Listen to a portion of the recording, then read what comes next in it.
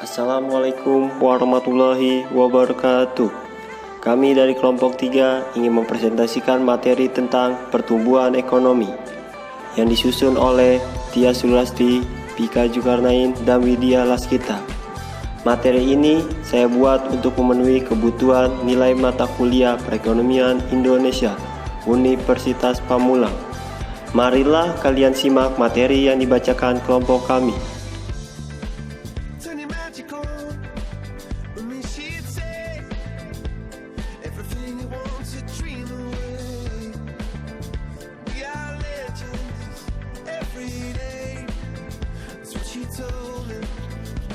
Pertumbuhan ekonomi merupakan indikasi keberhasilan pembangunan ekonomi dalam kehidupan masyarakat.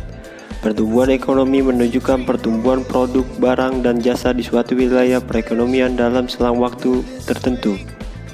Pertumbuhan ekonomi suatu negara dapat diukur dengan cara membandingkan, misalnya untuk ukuran nasional atau GNP tahun yang sedang berjalan dengan tahun sebelumnya.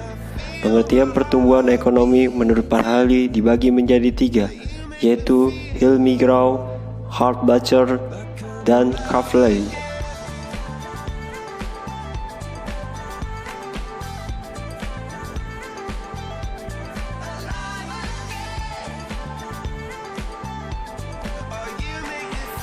Yang selanjutnya adalah teori pertumbuhan ekonomi.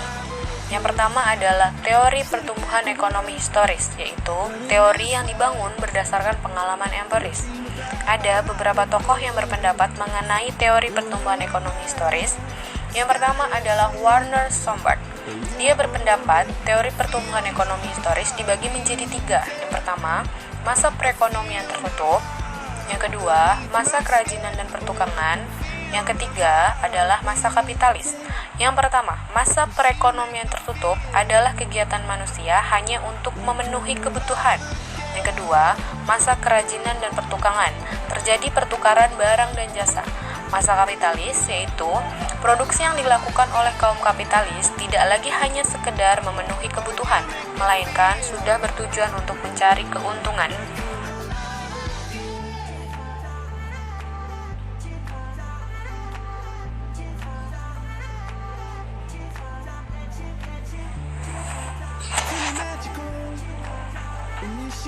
Yang selanjutnya adalah teori dari Friedrich List. Dia berpendapat mengenai 4 masa. Yang pertama yaitu masa berburu dan pengembaraan.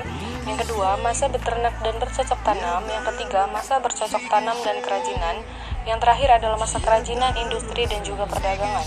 Yang selanjutnya, pendapat dari Batcher. Dia mengemukakan 4 pendapat. Yang pertama yaitu masa rumah tangga tertutup, rumah tangga kota, rumah tangga bangsa, dan juga rumah tangga dunia.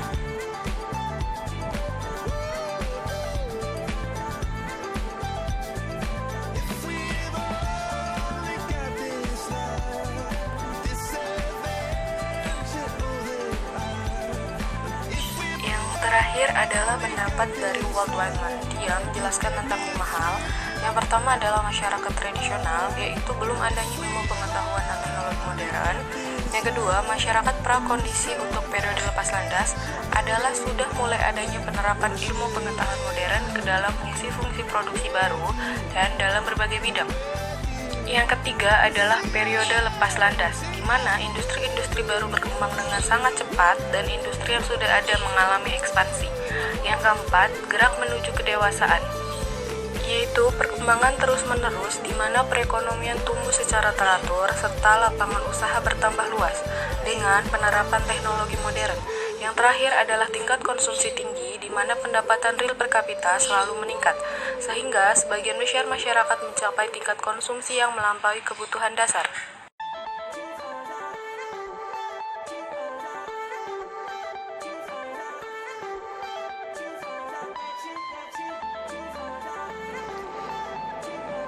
Teori pertumbuhan ekonomi dibagi menjadi 2, yaitu teori neoklasik dan teori klasik. Teori neoklasik diperkenalkan oleh para ahli yang bernama Robert Solow dan Harold Domar, dan teori klasik diperkenalkan oleh ahli Adam Smith dan David Ricardo. Menurut Robert Solow, pertumbuhan ekonomi merupakan rangkaian kegiatan yang bersumber pada manusia, akumulasi modal, dan pemakaian teknologi modern hasil atau output. Dan menurut Harold Domar, modal harus dipakai secara efektif karena pertumbuhan ekonomi sangat dipengaruhi oleh peranan pertumbuhan modal tersebut. Teori klasik Adam Smith menyatakan bahwa pertumbuhan ekonomi sebenarnya bertumpu pada adanya pertambahan penduduk. David Ricardo menyatakan bahwa faktor pertumbuhan penduduk yang semakin besar sampai menjadi 2 kali lipat pada suatu saat akan menyebabkan jumlah tenaga kerja melipat. Selanjutnya, faktor-faktor pertumbuhan ekonomi. Yang pertama ada faktor sumber daya manusia sebagai subjek ekonomi. Yang kedua ada faktor iklim, mendorong adanya kemudian pola kerja yang awalnya memakai manusia menggunakan mesin. Ketiga ada faktor sumber daya alam. Sumber daya alam saja tidak dapat menjamin suatu keberhasilan jika tidak didukung oleh kemampuan sumber daya manusia dalam mengolah sumber daya alam. Keempat ada faktor sumber daya ekonomi. Sumber daya alam diperlukan oleh manusia sebagai pengembangan SDM serta untuk meningkatkan kualitas hidup. Dan yang terakhir ada faktor ini bisa berfungsi untuk pendorong atau pembangkit sebuah proses pembangunan, namun bisa juga menjadi penghambat pembangunan.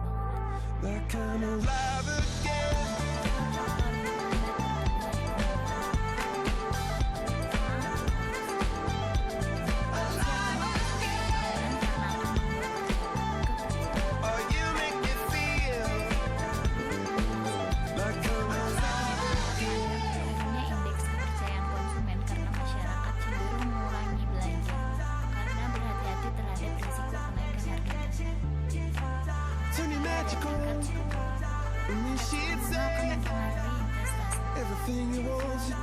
Kenaikan harga BBM mempengaruhi pertumbuhan ekonomi nasional karena dampak kebijakan tersebut menimbulkan multiplier effect menyeluruh terhadap ekonomi. Yang terakhir ada situasi keamanan yang tidak kondusif. Investor yang pada saat ini dianggap sebagai salah satu yang berperan dalam tidak akan mau menanamkan modalnya jika keamanan tidak stabil. Pertumbuhan ekonomi Indonesia yang diikuti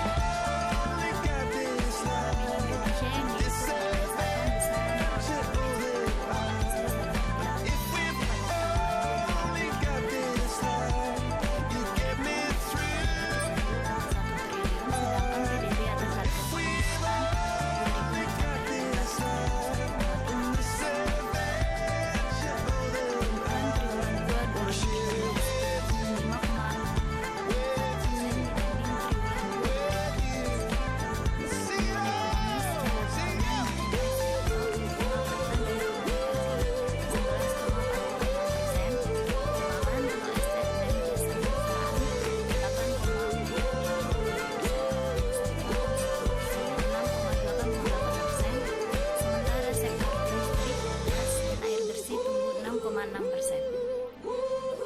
besaran hotel dan restoran 6,47%, industri pengolahan 5,84%, sektor jasa 4,48%, serta sektor pertanian, peternakan, kehutanan, dan perikanan 3,2%.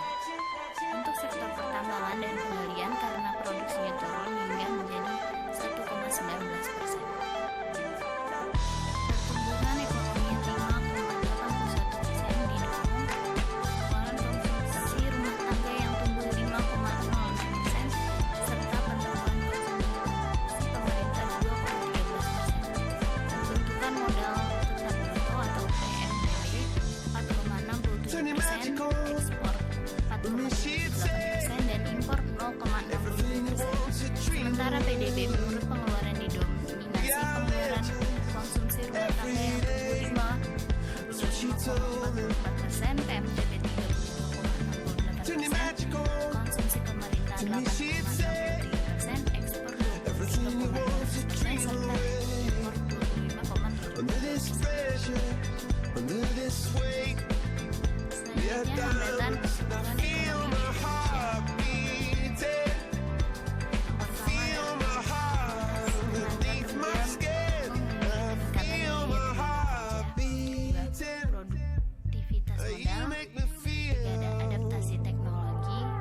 besaran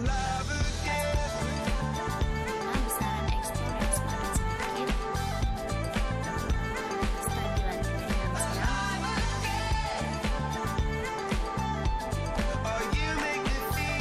Sekian materi yang kami bacakan. Mohon maaf bila ada salah kata. Dan terima kasih. Wassalamualaikum warahmatullahi wabarakatuh.